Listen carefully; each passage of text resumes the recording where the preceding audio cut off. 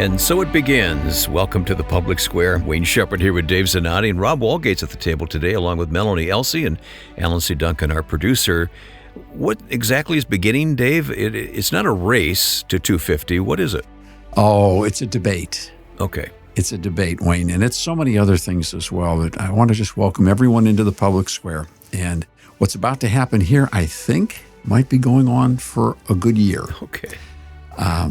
We'll go back to high school debate team, but this one's going to be a lot more animated, a lot more interesting, and a lot more consequential in each of our lives, because we are talking about Declaration 250, the celebration of the 250th anniversary of the Declaration of Independence, why it matters, and why there is a contest in America among Americans about what does this mean. It should be so simple, shouldn't it? You'd think it's a pretty small document, huh? But it's happening. So here's where it starts. Jeffrey Goldberg is the editor-in-chief of The Atlantic. Now, The Atlantic is one of the oldest magazines in the history of the Republic. It started with being called The Atlantic Monthly for years. However, for centuries, changed its name recently to The Atlantic. I don't think that is to be prejudicial against the Pacific. It's just the origin of where they started.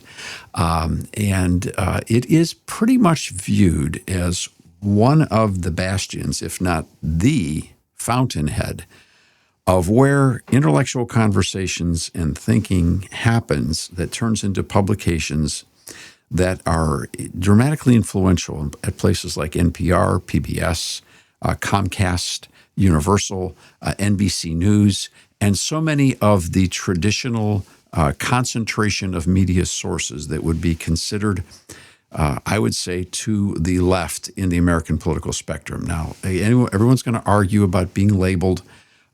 You can sort all that out. This is not going to be a year-long debate about labels. It's going to be a year-long debate about ideas. And that's why I want to state right from the beginning that we're not angry with anyone, nor is anyone unwelcome to this debate. Because what The Atlantic has decided to do is to publish early. And Jeffrey Goldberg sent all of us an email last week. Now, I say all of us because everyone associated with the Public Square is a subscriber to The Atlantic. All right, so we're actually good for business for them. Now, I will tell you that we rarely agree with many of the ideas presented or even the suggestions presented by The Atlantic, but we respect the historic nature of the publication, even though it's not the same as it used to be.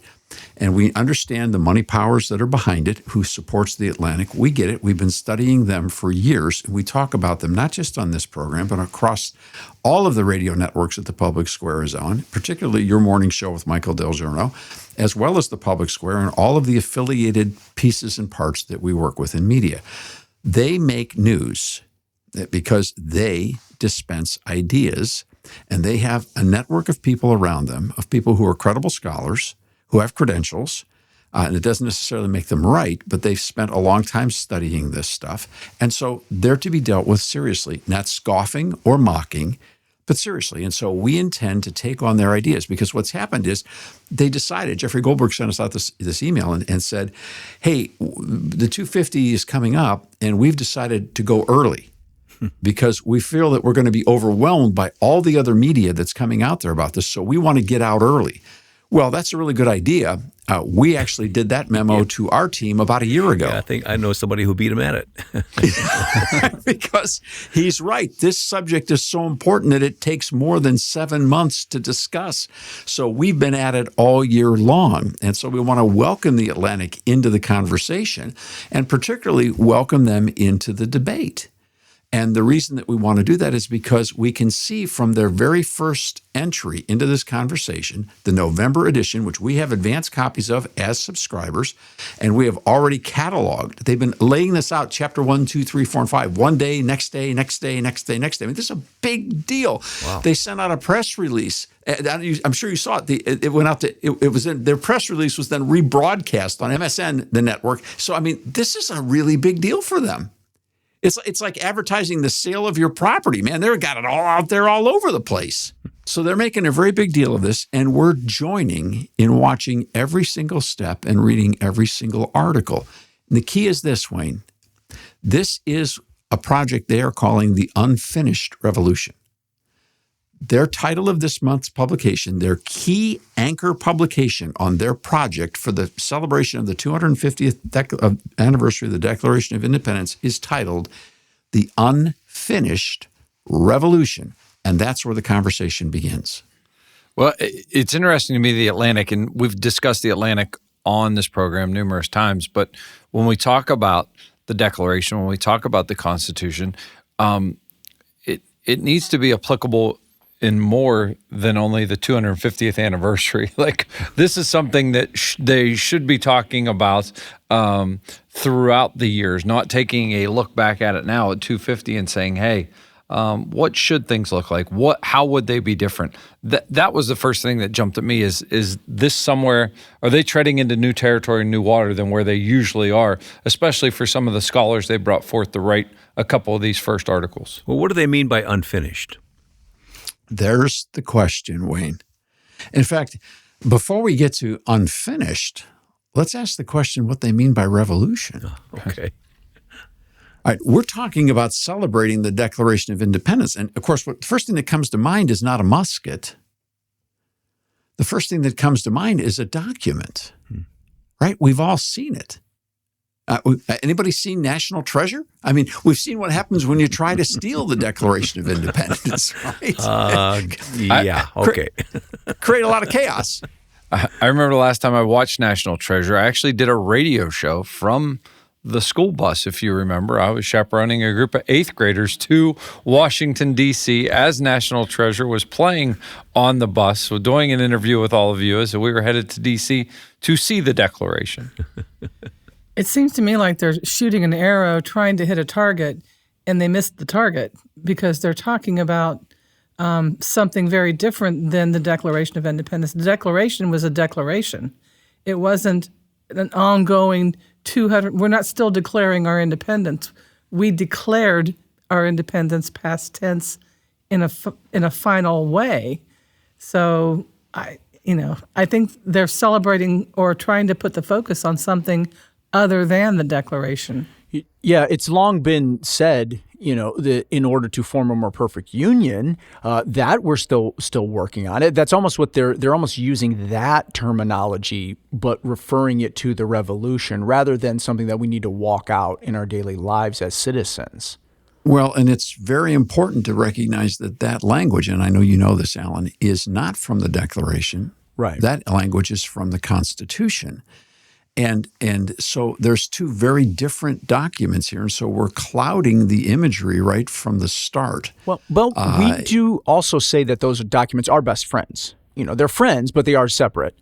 Yes, and they're not just separate, and they are friends. They are distinct. In this regard, the Declaration of Independence is a finished signed document, and signed, if you will, in ink but paid for in blood. The reality is the war for independence is a finished action. Treaties signed for, people died for them. The Declaration of Independence is a governmental construction document that contains within its very nature amendment processes. That document is designed to be debated and grown and perfected as the culture moves forward. We wouldn't say it's a living document because the words aren't living. The document does permit people who live within the context of it the opportunity to change it. There's nothing unfinished about the Declaration of Independence, and so we've got to ask ourselves the question, why would you say that a document signed, sealed, delivered at the end of an 8-year war is unfinished unless you're either confusing it with the Declaration or just confused in general? Or they're unsatisfied with what we have. Even if you're looking at the Constitution was signed with finality. It's a contract with ourselves. It has a mechanism to modify it. It has 2 mechanisms to modify it. So, if they're saying that the revolution is unfinished, then they're looking for a modern day revolution against ourselves, aren't they? I think that's a rhetorical question. I know, Wayne, we've got to get to a break pretty quickly here, but I think, Melanie, that's a question we're going to come back to quite a few times. Yeah, I have a question, though. We have a minute before the break here. Even at the signing of the Declaration, was it really a revolution? Well, that's going to take us a whole segment to cover, Wayne, but let's get started with Jumping that. the gun again. No. Well, good. It's a perfect segue. Let's ask ourselves that question, because that is a second question. First off, what's unfinished?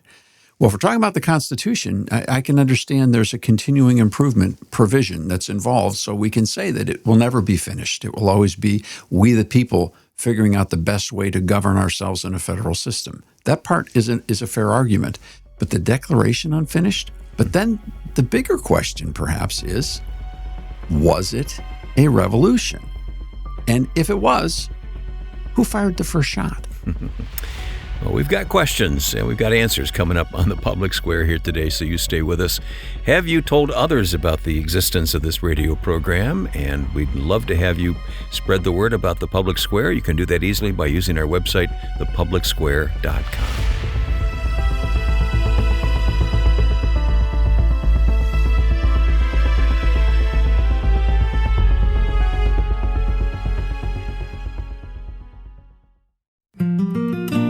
Let's see, there's our tithe, food and clothing budget, taxes, all the insurance, and the car payments.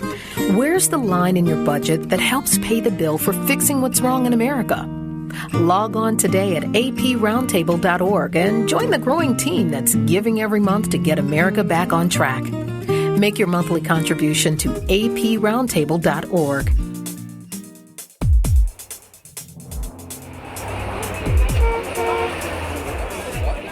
Spreading the light of liberty across the land. Now back to the Public Square.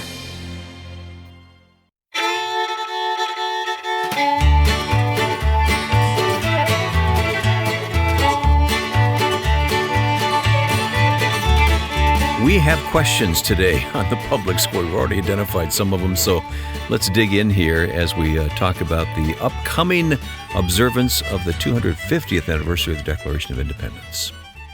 Well, let's go to the word revolution. We've clearly seen that the word unfinished is historically suspect. Again, it has to be stated that way because there isn't a to be continued in the Declaration of Independence. There is a to be continued, hopefully in perpetuity, into our Constitution, and the idea that live under this and make it better toward a more perfect union. And there is contained within that document the provision by which to do so. And it all comes back to we the people. But that concept of we the people is a completed idea in the Declaration of Independence, which states we hold these truths to be self-evident, that all men are created equal, that they are endowed by their Creator with certain inalienable rights, that among these are life, liberty, and the pursuit of happiness, that to secure these rights, governments are instituted among men, deriving their just power from the consent of the governed. There's the operative reality. Government comes from the consent of the governed, a fundamental principle. And that principle is not open to revision at the end of the document. It's not to be continued, that there'll be another revolution and we'll change the structure by which we determine how government shall be implemented on earth. No, that's not, we got it. These are self-evident truths. Now, if the self-evident truths are no longer true, then I can understand that we'd be saying, well, we need to form another government if the self-evident truths have become to be untrue. So that's a fair philosophical debate. But that's not the debate we're having. We're talking about an unfinished revolution.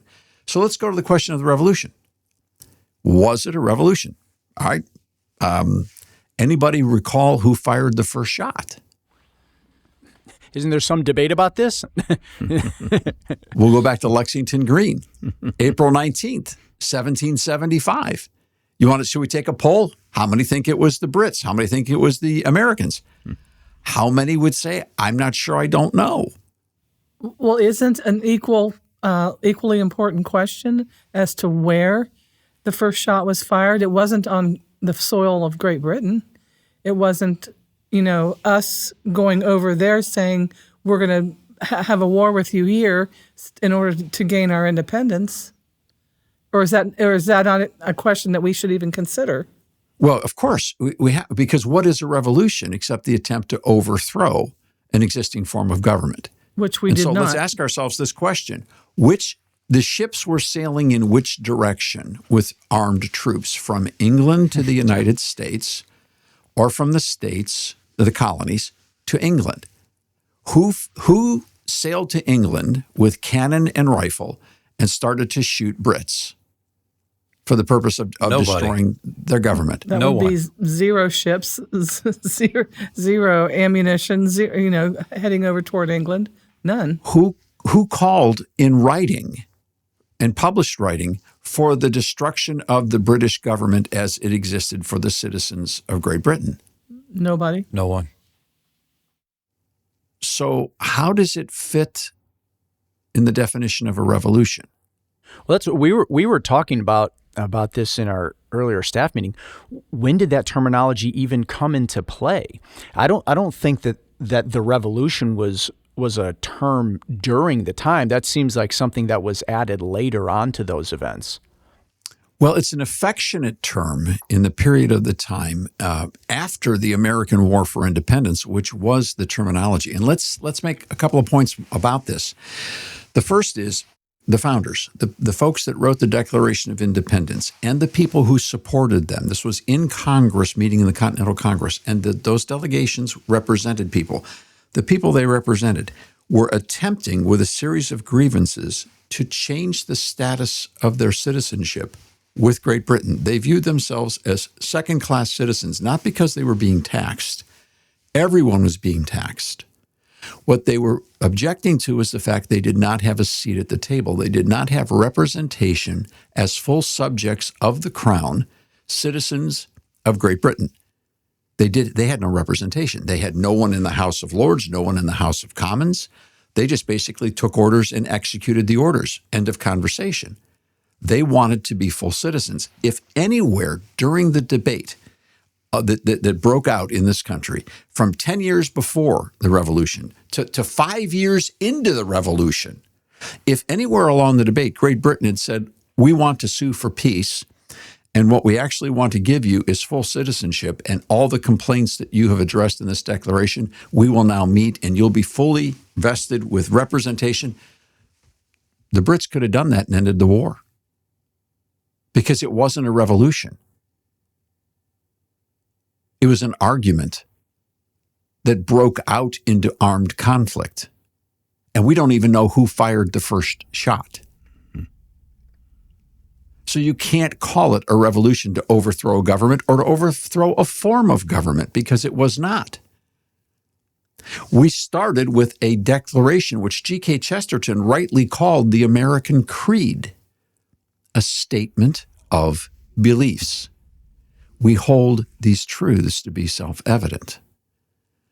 So you've got the word unfinished that's brought into question. You've got the word revolution that's brought into question. And in any high school debate, the first thing we have to do is ask, what is our thesis, our premise, or our hypothesis?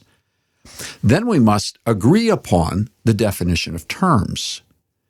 Mr. Goldberg and his team of writers are doing a fantastic job, by the way. They're putting out stuff that's well worth reading. But in almost every case so far, you find there seems to be something awry. Something seems to be missing. Like definition of terms. Why would you call it a revolution and not a war for independence? Later, we had what was a revolution, the French Revolution. And therein, Wayne, is where the terms began to be mixed for political purposes. I wondered about that, yeah. It's also interesting that even today, we refer to it as the American experiment. When you talk about formulating a government based on a creed, that wasn't something that was common back in the day, at the beginning of our nation or anywhere in the world. It's really smart, Melanie, what you're asking, because you could talk about the American experiment as the constitutional process of establishing a civil government. I think that the founders would say, yep, we knew we were taking the best shot we could. We had spent a lot of time, lifetimes, studying this stuff, and they did. Studying ancient civilizations, ancient languages, ancient forms of government. They had one shot to get it right. To create a country is in and of itself an overwhelming thought, let alone a proposition of action. They knew the immense import of what they were attempting to do. And they were crushed by that burden, humbled by it. This was nothing that was casual. And this was after the war in the construction of the idea of a federal government. They knew this would be an experiment, and they were trying the best they could to get it right from the start so it wouldn't explode and blow up on them or on us going forward. But the creedal statement, the American promise, the definition of what it is that we're trying to start here, what does it mean to be American, is the Declaration of Independence. Not simply withdrawing from Great Britain, that's the easy part. But what are you going to be? Don't tell me what you're not going to be. We know what you don't like. We know what you don't want. What are you going to be? And therein is the great statement of the Declaration. So, a form of civil government shall be created based upon the first principles of self-evident truths and dictated by the consent of the governed, because these things have been given to us by God. And so by God, we are going to stand up and claim them. That's the promise of America. And in that promise of America, that fight for that independence, it isn't something that just happened overnight with conceiving the Declaration. There was, you talked about wanting a seat at the table, wanting to have representation there. That was something that was happening over a number of years from the unwillingness of the Crown to allow that to happen. It wasn't something that, it was just over one day or one event. I mean, I know a lot of people will say, well, yeah, one event a few years before that when they dumped a lot of, we drink coffee instead of tea now. Is that why? But that was a few years earlier. That wasn't like the day before or the month before. Well, you can go back to Dr. William B. Allen's, our dear friend's, his book on George Washington, The Collection, that is for sale at Mount Vernon to this very day. And just look up W.B. Allen and George Washington, and you'll see this beautiful 700-page book. And you can go back and read some of the early letters of George Washington, writing back to friends who were very close, had their families in Great Britain and were very, very close to the British, considered themselves full British subjects, and how he got into arguments and began to lose friends years before the Declaration would be proposed because of the concerns of the lack of their rights and their representation. And people were basically saying, hey, we got a king, we got a parliament, honor the king, and shut up. And George Washington was saying, sorry, that's not a good enough answer. And I think about today when, we think about if you're in the United States and you're going to Europe or vice versa, that takes effort and work, but we're going to show up at an airport, get on a plane, and be there in a short amount of time. We're talking 250 years ago where the travel wasn't quite as exquisite as it is today. That's true. Yeah, and we weren't looking for England to cease to be England. We were looking for our independence. Hey, all of this has prompted me to go ahead and make a purchase I've been thinking about making. It's a baseball T-shirt that says, England blew a 13-colony lead. What do you think? Let's come back and talk some more on the Public Square. You stay with us.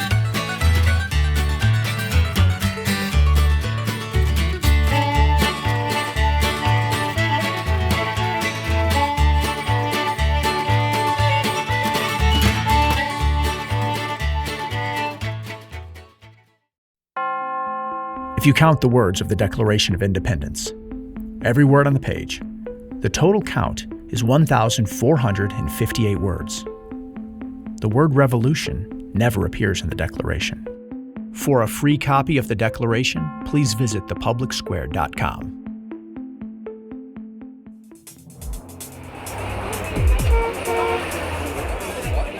Spreading the light of liberty across the land. Now back to the Public Square.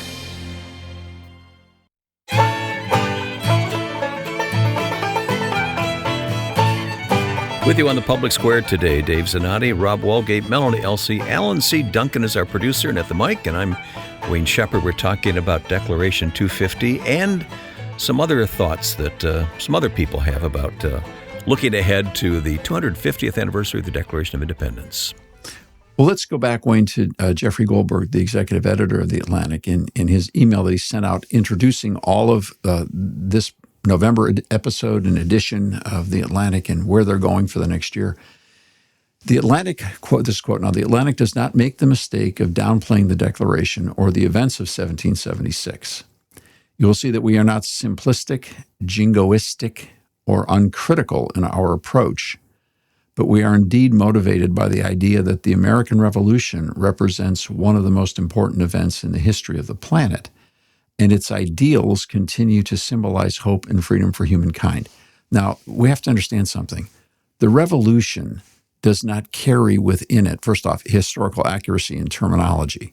But look, we got to the French Revolution and everything got mixed up in terms, and there's a philosophical reason why people wanted to move the American experience toward the French experience, which was based on the Enlightenment and the godless equation. That's politics, that's salesmanship, that's advocacy. And so people tried hard to blend the two events. It didn't go very well because the outcomes were so profoundly different. One of the reasons the outcomes were so profoundly different was that the American War for Independence began as a creedal statement of self-evident truth, the farthest thing you could come from in regards to where the French started off. But that's sort of a little bit on the background of the language. The American Revolution represents one of the most important events in the history of the planet, and its ideals continue to symbolize hope and freedom for humankind. No, the warfare doesn't contain the ideals. The Declaration contains the ideals, and that's not a small difference. The mistake of downplaying the Declaration or the events of 76, well, that's kind of like a disclaimer that sort of predicts what you're actually about to do. You will see that we are not simplistic, jingoistic, or uncritical in our approach, as if perhaps people who would disagree with them might be considered simplistic, jingoistic, or uncritical in our approach. But that's the truth claim that they're making, or the premise of their piece of what they're making. Now, we'll watch as the articles unfold over the next year and see how well that stacks up. What's important is, quote, again, to The Atlantic, our new special issue commemorating the 250th anniversary of the founding of the United States. Okay, well, that's a little closer to reality. Comes not long after the 249th anniversary. We are publishing this at the end of 2025 for a number of reasons. This month marks the launch of the Atlantic Project meant to explain the meaning of the revolution and its consequences. And then he goes on. We'll carry it all through all of next year. He also announces a partnership with Ken Burns, PBS, and NPR in regards to focusing on Ken Burns' multiple-part series that's about to be released on the revolution. In other words, they're focusing on the war. All right? But now that, David McCullough, our dear friend, the late David McCullough, wrote a book, 1776, and he spent a lot of time focusing on the war. There have been great books written. The War for Independence is a tremendous and necessary and vital study, and I'm sure that we will all benefit from the retelling of many of those historical instances. So that's a great thing. But let's understand something. You don't have a document in the archives that says, here it is. Here's the revolution. We're not celebrating the revolution. We're celebrating the Declaration of Independence. And it's fair to ask the question, of course the Atlantic isn't going to get caught being jingoistic, but are they actually trying to change the subject altogether before the debate even begins to move us off the document that they find very difficult to deal with and onto a much more comfortable topic, which would be to call it a revolution and deal with the periphery issues? Well, Dave, even in his introductory remarks, Mr. Goldberg, as you stated, says they're launching a project meant to explain the meaning and consequences. And yet one of the very first authors out of the gate is Fenton O'Toole, who is an Irishman. He's not an American. His job is to be a drama critic for the Irish Times and the New York Daily News. And his piece is so full of contempt for what positions the founders actually had. It just boggled my mind that this is the person out of the gate that they would, what did he say? Explain the meaning of the revolution and its consequences? The title of his article is What the Founders Would Say Now. And I'm like, well, he's going to tell us what they would say now. He disagreed with what they said 250 years ago.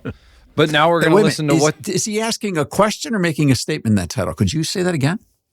He's making a statement, what the founders would say now. They might be... So he's speaking on behalf of the founders.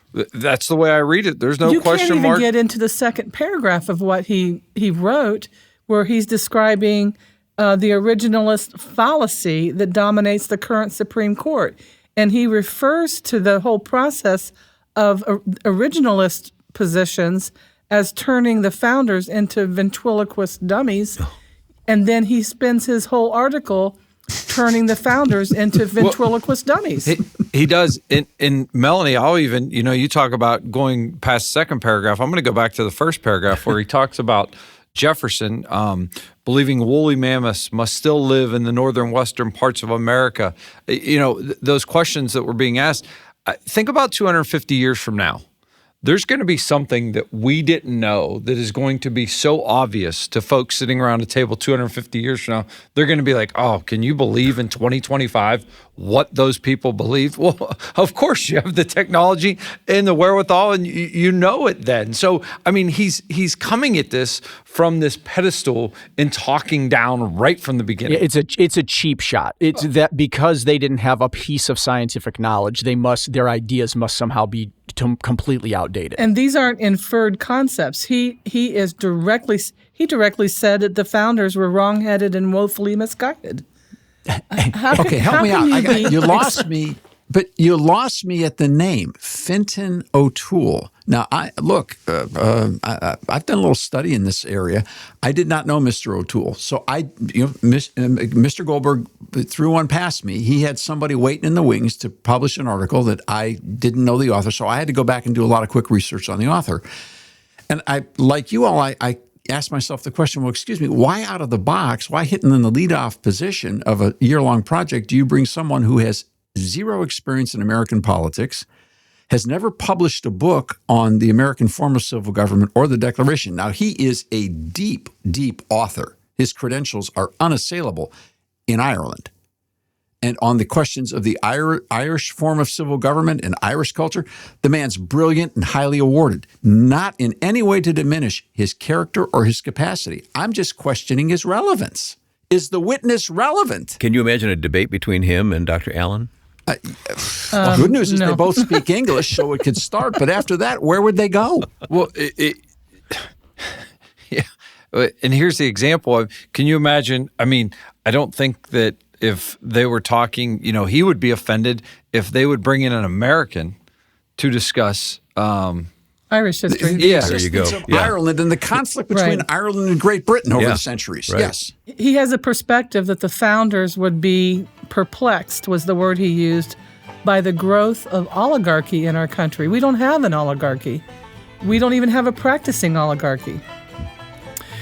Let's leave it there for just a brief moment. We'll be back to pick it up at that point coming up on The Public Square. Found online at thepublicsquare.com. You also can listen to us on YouTube now, The Public Square.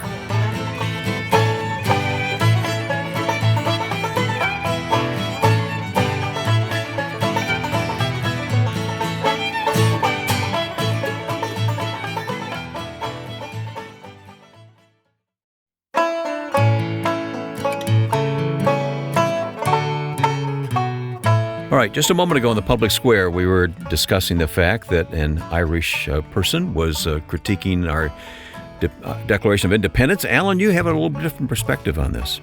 Well, I just at least have the question. There were things in that piece that troubled me as well. But in terms of relevance, I'm wondering, there have been some foreigners who have come and offered insightful thoughts and critiques about America. You have Alexis de Tocqueville, who offered a great book about America. You had G.K. Chesterton, a Brit, wrote a book about America that had some insights in it as well. So on its face, it's bizarre a bit to have a foreigner come in and talk about your country, but there have been examples where they did offer some insight. So I don't know. What do you all think of that? Well, you're in good shape. I mean, you've got Tocqueville, and you've got the other one you mentioned was. You're going to make me say it again. GK. Oh, did you say Chesterton? Oh, okay. The other one's Chesterton. So at least you've got people that are a little closer to the American experience than someone from Ireland.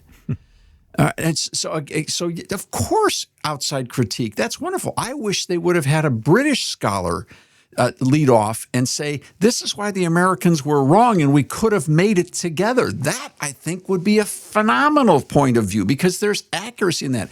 Our own Dr. W.B. Allen has been granted access into the hidden documents of King George III's library and has been busily working on creating a brand new document to explain how George III was actually moving toward an affinity with American independence based upon his study of Montesquieu. Wow. This is wonderful thought and wonderful conversation because we did, as a country, come out of Great Britain, and we do owe them a debt which we have sought to pay back ever since they finally gave up kicking around with us in 1812.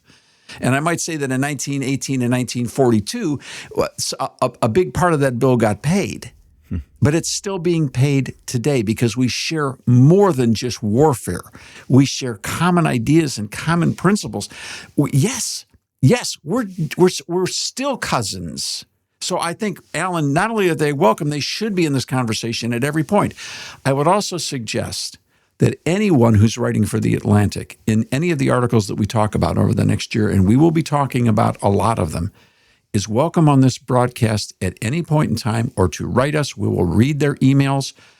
We are not accusing anyone of a lack of character. We're challenging the ideas and the positioning. But anyone is welcome to come and defend themselves without condemnation. We'll be happy to talk to any of them, starting with Mr. Goldberg. We appreciate the fact that they're highlighting the Declaration. Well, actually, we wish they were highlighting the Declaration. They've got the 250 part right. We just wish they'd get a little closer to the target zone, which is the document. Dave, the one person that I've found that's looks like they're getting the closest is this piece by Elaine Pagels. I don't know if you guys have read that one yet. And she is, as a writer, is someone who I have some concerns with. She'd be the kind of person whose work might get a couple examples, please, videos out of me. Particularly her work around the person of Christ and the Gnostic Gospels. Again, I haven't read all of her works, but the people I see that are endorsing her works, like Bart D. Ehrman, are concerning to me, which is what makes it startling to me that she's the one who is saying that our rights originated in the book of Genesis, which declares that every human being has value. So she is at least acknowledging the founders had a biblical worldview, and I appreciate that. What was the title of her article again, Alan, for everyone to know? Her piece was called The Moral Foundation of America. And the subtitle is, The Idea That Everyone Has Intrinsic Rights to Life and Liberty Was a Radical Break with Millennia of Human History. It's Worth Preserving. And she has a lamppost. She has a lamppost as the icon next to her piece. She did, but in that, she also did give a nod to the Enlightenment, if I'm not mistaken. Then she said they originated in Genesis to try and tie it all together. Yeah, which I'm sure that they were familiar with Enlightenment thinkers as well. But well, this is going to bring up a much more difficult subject that we'll come back to many times. So this is sort of a survey conversation right now. And so we will come back to, and Rob, you're bringing up the key point. What we have found so far in the conversations is that the concept of where the framers came from and where people would like to project them as having come from are two very different questions. And you'll see over and over again in these articles that there's going to be a move to attempt to make the document, if anyone's going to talk about the document as opposed to the war, they're going to most likely, and this is a case, you picked it rightly, discerned it in this article, attribute perhaps equal authorship or equal inspiration, not just to a biblical worldview, but in fact to the Enlightenment. Now let's talk about that for a minute, because God is mentioned 4 times in the Declaration of Independence. The Enlightenment would not be in that construct. The Enlightenment is what? A rediscovery of ancient pagan philosophical thought that comes into Western culture again. All right, that's the people suddenly rediscovered people like Socrates and Plato and Aristotle and others, and looked at their quest and their search for truth and how they went about looking for truth. Was there someone up there? Was there a force? Was it a nature? Was it God? And the thing we have to understand about the difference between Christian and biblical thought, Judeo-Christian thought, and pagan thought is this. Judeo-Christian thought recognizes that truth is truth wherever you find it. You don't find people doing war from the Christian perspective against people who look for truth through the processes of pagan philosophy. And in fact, you find people like Larry Arnn at Hillsdale College talking about the Enlightenment as much as he talks about the Bible sometimes when it comes to the founding. In other words, there's no sense of you can't have both of these processes in the pursuit of the same truth. Yeah, they should have just read their Aquinas. Well, yes, but now there are people like Schaeffer who would have a problem with the way that Aquinas was interpreted going forward. But before we get too far down the rabbit trail, let me get to this. God's mentioned 4 times in the Declaration of Independence. Only 1 time is he spoken in a fashion which would give the Enlightenment a tip of the hat in the discussion of nature and nature's God. That's kind of the natural law Enlightenment strain of thinking that comes in. The other 3 times that God is referenced, he is referenced in distinct Judeo-Christian terms. He's mentioned as the creator, as the ultimate judge of the supreme judge of the universe, and as the divine providence. That's not Aristotle talking. So the point is, even in the Declaration, there was an incorporation of the acknowledgement that truth is truth wherever you may find it, but 3 out of 4 ain't bad when it comes to where you're trying to source this honestly with history and say, well, clearly the weight of this is toward a Judeo-Christian frame of thought. This is what's left out of the article that we're talking about, and I expect will be left out of almost everything because there's a tremendous quest to move the philosophical construct of the Declaration off of a Judeo-Christian worldview and onto an Enlightenment worldview. But even better than that, let's kick all the dirt out of the batter's box and just say it's not even about the document, it's just about the fight. It's about the revolution. And Dave, this is not just in the theoretical because it's been maybe 25 years ago when states were for the first time going into an outcome-based model of education and states began writing their own scope and sequence or the standards for history to be taught. And I know in the state of Ohio, for example, in 7th grade American history, on the strand that talked about the documents that founded this country under American government, they listed the Code of Hammurabi, the Quran, and the Edict of Milan, and they left out the U.S. Constitution. They left out the Declaration of Independence, the Magna Carta, and all of these other documents that were so essential to our founding. So today, round 2, let's just rewrite or reframe the conversation to leave out the connection to what the founders really thought in terms of the biblical anchor. Melanie, it's interesting that you bring up the Code of Hammurabi because it's mentioned in this Pagels piece, and she's mentioning it as a contrast to the Declaration. Right. Which I thought was actually fascinating. If that's the way schools were teaching it, it would be appropriate because the Code of Hammurabi was mentioning that your rights must be given to you by a king. Only certain people had rights as human beings. She's saying the Declaration, because of its biblical worldview, is a radical break from something like the Code of Hammurabi, which I appreciate. And so for a state board of education to say we're going to say the Code of Hammurabi was the basis for our founding documents, it's actually the opposite of the truth. Very good. Hey, we're up against a break here. Let's do that. Some of you have to leave us at this time. This program is always heard in its entirety online at thepublicsquare.com with our smartphone app, on YouTube, etc. So listen to the rest there, but we'll be back in a moment.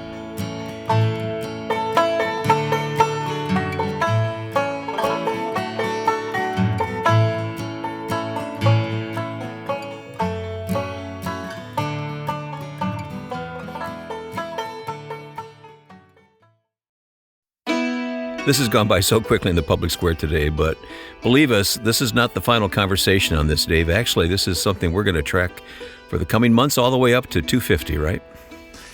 Wayne, this is the opening of a conversation, and it couldn't be more important. Let me share a thought with you in this regard. We try to come to these things from a perspective of a biblical worldview. Now, some people hear that as saying, oh, you think you're morally superior. Right. No. Everybody has a worldview, and everybody has the choice to select one. People say, well, I don't have a worldview. You just said it.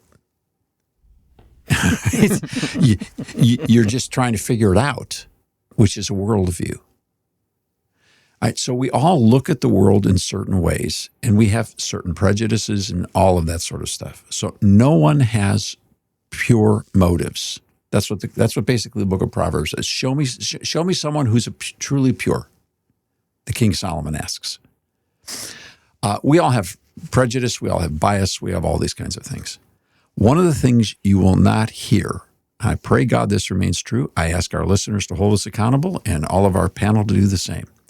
We are not going to let this conversation condescend to the level of the current, the past, or the next administration. We are not going to apply the names of two of those presidents whom we know and one whom we don't yet know. We are not going to do that. This is a conversation that is much bigger than the presidency. It's much bigger than the Congress. It's much bigger than the Constitution. It comes back to the American creed, as G.K. Chesterton called it. What do we believe about life, about humanity, about reality, about where our rights come from, and the responsibilities that follow? Is there a God? And is that God a part of the American equation of civil liberty? Those are fair questions, all of which are addressed directly by the Declaration of Independence. And here's the reason it's not a revolution. The Americans said, this is what we believe. What if the Brits had simply said, we do too? Now, we got that figured out. Let's figure out these other things that you're so upset about, because is it worth going to war over this? They could have figured it all out. But they chose not to. It had gone too far. It had gone too far. That's the danger of war. That's the danger of things called revolutions. They do exist. The American War for Independence was not one, if we're being honest about the definition of our terms, and just not, and it's just like people say, well, it's just convenient. It's just the way it is. Don't worry about it. Don't parse over the, wait a second. These are questions of life and death. People died here. And the truth is that people could die again here. Because this is the stuff that if you don't figure it out, people die over. This is very important. This isn't politics. This isn't about outrage about an administration or hope to control political power. This is about the core reality of what is America. And what makes America different is America is a commitment to a set of ideals by a consent of the public, of the governed. And from there, it all began. And that's why the Declaration should be celebrated. Now, what do we do with this? Well, number one, I hope you share this with somebody. Please tell somebody. We're going to be spending the next year creating all kinds of tools. In fact, if we rolled all the tools we're hoping to create that are already on press right now, that are already in the can, so to speak, and even to the place where our hope is to dedicate a groundbreaking dedication on July the 4th for a building that's going up right now called Declaration Hall. We want to break that ground and literally build a building, all right, to make sure that people understand that this is something that can never be forgotten. We've got to get this right, and we've got to keep it right. That's where the hope for our next generation is in the self-evident truths of this document. Not a conversation about was it a war for independence or a revolution. Is there anyone that has been under the thumb of someone that was so far distant removed from the original home country? The Indian people broke away from Britain as well. Right. And nobody calls that a revolution. They call it in India's war for independence. Rightfully so, And so Britain had a lot. That tiny island across those tentacles the sea went a long way. So my hope, Wayne, is that people will take this broadcast and find it stimulating. It will cause people to want to pray more and understand we are not at war with the Atlantic. We're subscribers. Now, that doesn't mean that we're advocates. It doesn't even mean we're in agreement. We're declaring our independence. We have declared our independence from their worldview and their thought form, but we respect their place in the market. And we recognize that they're presenting an argument that deserves a rebuttal, and we hope we're not alone. We hope the people at Hillsdale, the people at Grove City, we hope the talk radio hosts and college professors and high school history professors and universities like Ashland and other will join in this debate. It's a fair conversation. It's worthy of debate. And it's and ultimately, the people will have to decide. You see, it's always going to be the consent of the governed. Any reader of these articles, and it'll be a series of articles over a full year, need to approach their reading with discernment, with a level of independent thinking, recognizing that not everything presented is going to be factually accurate. There may be some points of accuracy, but there may be other points of view that are just opinions based on whoever is writing the article's bias. Sure. And Melanie, there's plenty of sloppiness to go around. All right, and our side, all sides on this conversation. And we tend to point out the others, and I'm sure that they'll have plenty of time to point out ours, and we'll do our best to clean them up. But for example, several of the initial articles that have came out continue to lay almost singular responsibility for the declaration upon Thomas Jefferson. That is factually inaccurate. It was a committee of 5. And if you study the honest politics behind the scenes and read a lot of documents, you will come up to discover Jefferson was one of the youngest, tallest, handsomest, and a Virginian. And they needed a Virginian to front this because the spirit of the Declaration comes from the East Coast up north. It's a Massachusetts campaign. It was in Boston where the greatest amount of persecution, and New York where the greatest amount of pressure was coming from the Brits. If New York and Massachusetts don't get Virginia and the South in this situation, they're not going to get a unanimous Declaration of Independence. And so they put Jefferson forward, but there was a committee of 5 that created that document.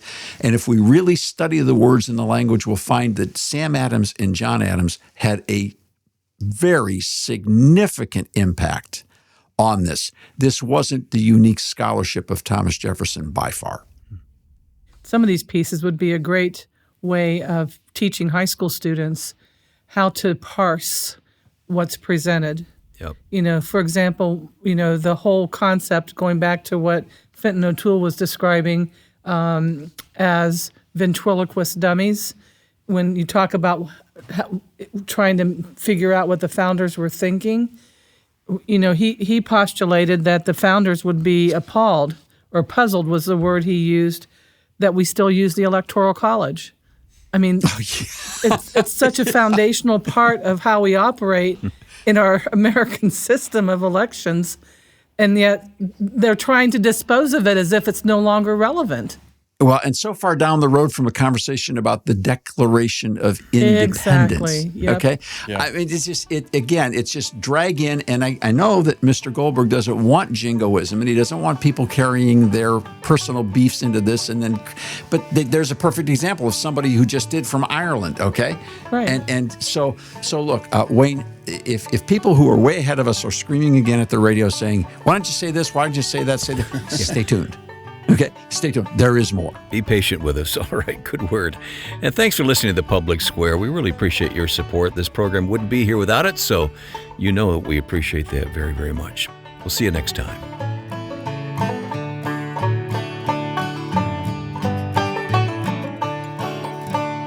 The Public Square is a broadcast service of the American Policy Roundtable.